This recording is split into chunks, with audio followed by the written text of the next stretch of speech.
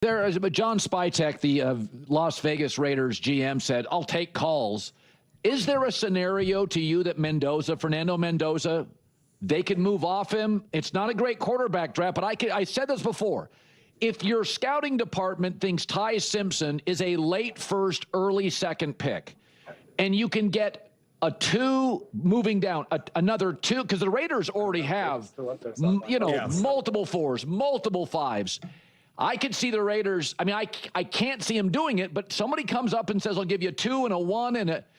Any chance Mendoza's not going to the Raiders? I would be stunned if he didn't go number 1, right? I think it's highly unlikely he goes anywhere but Vegas. I think it's an incredibly high likelihood that he winds up in Vegas. Now, things can change, right? And I mean, I can give you like 10 or 11 names for next year's class where some teams are already looking at it and saying, okay, like what happens with, and you know the names, right, Colin? Like, I mean, it's Arch Manning, it's CJ Carr, it's Julian Sayin, it's Trinidad Chambliss, it's Brendan Sorsby at Texas Tech, it's Nico Iamaleava at UCLA. I mean, you can go on, and there are so many names for next year.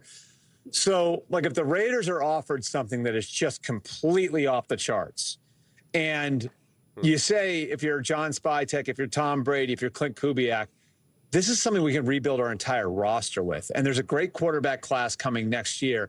And if we aren't very good this year, because maybe we aren't in a position to pull ourselves off the mat that quickly. Yeah. Like if we're going to be in the top 5 next year anyway, does it make more sense for us to take a historic offer, if that's out there for you, than just sit there and take Mendoza? I could see that scenario playing out. But it would take something really off the charts, I think, to get them to move. I think they're of a mind right now to sit there and take Mendoza. Not impossible if they trade, though. Yeah. The other thing is, Albert, that the Raiders already have a lot of picks. And I've been told this by GMs. You don't want 14 picks. You don't want your roster to be that young. Like you a lot of times when you make a big trade or a move, you like a veteran player presence to come with some of the picks. So the Raiders, Jets, Cardinals, Titans, Giants are your top 5. Yeah, sometimes when you accumulate all those draft picks, it gives you flexibility to then pivot and make other moves, like acquiring veterans through trades and things like that. So that's definitely part of the equation. But yes, you don't want to necessarily just hoard picks forever. You don't want to end up with 30 rookies on your roster. That would be a tough existence, trying to develop that many young players simultaneously without enough veteran leadership. But this is the part of the draft conversation that's actually a little thought-provoking. I think it's okay to have a little bit of fun with these scenarios and just allow yourself to think through the possibilities. Reading through the comments, I see a lot of people automatically want to shut down any discussion that deviates from the conventional wisdom. And again, I'm of the mind that you draft Shedeur Sanders.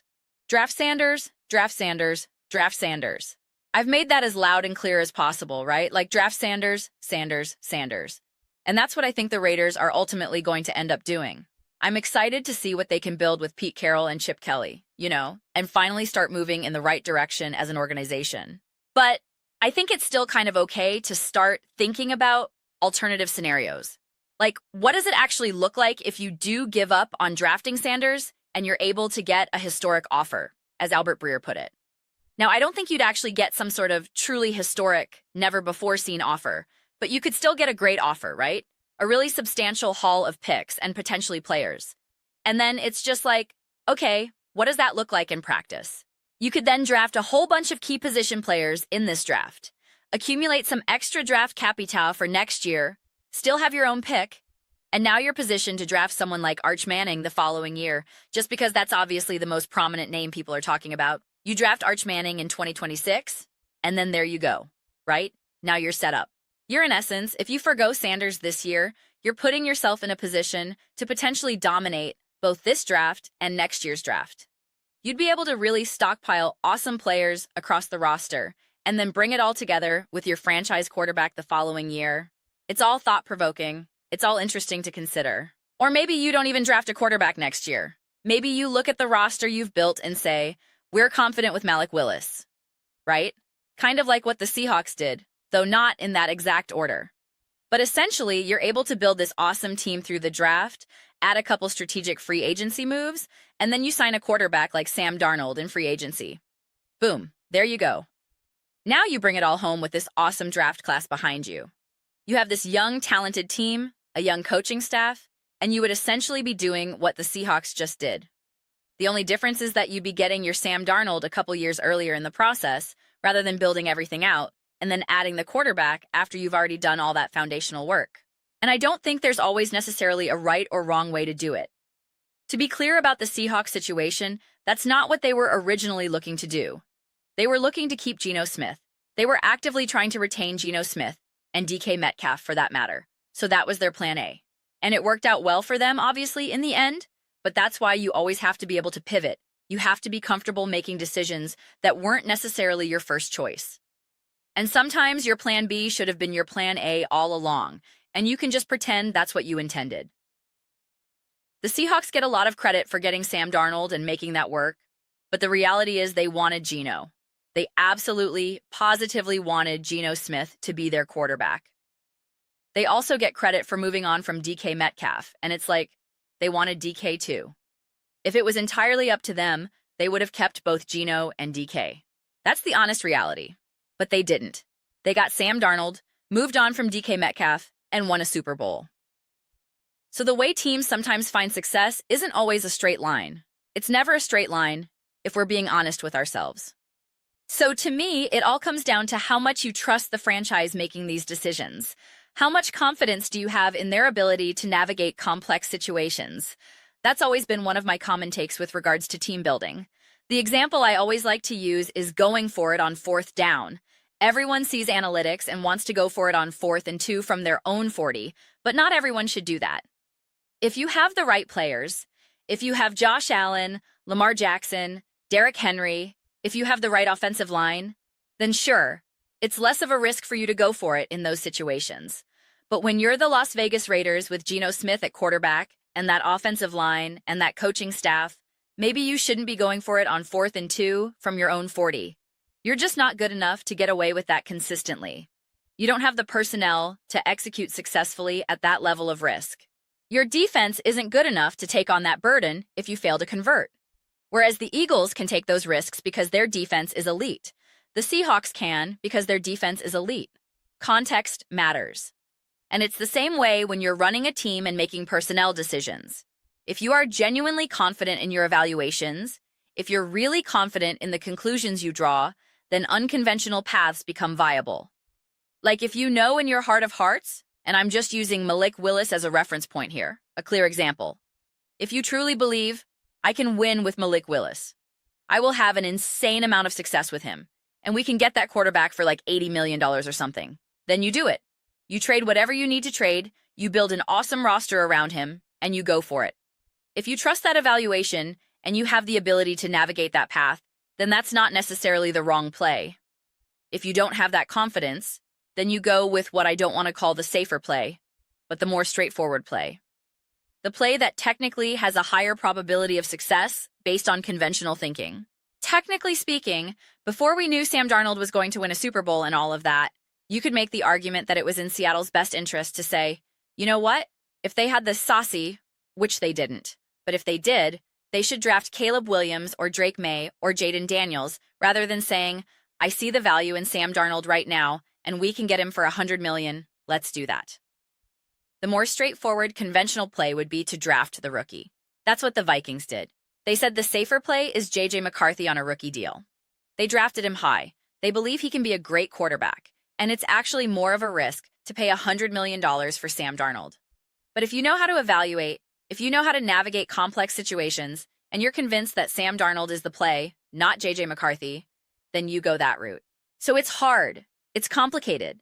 And that's why we have such a wide distribution of talent and outcomes in the NFL.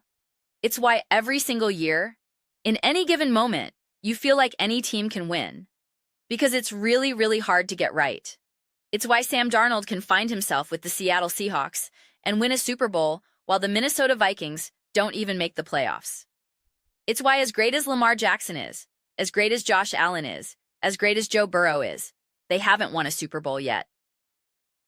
Jalen Hurts and the Philadelphia Eagles have been to multiple Super Bowls and won one.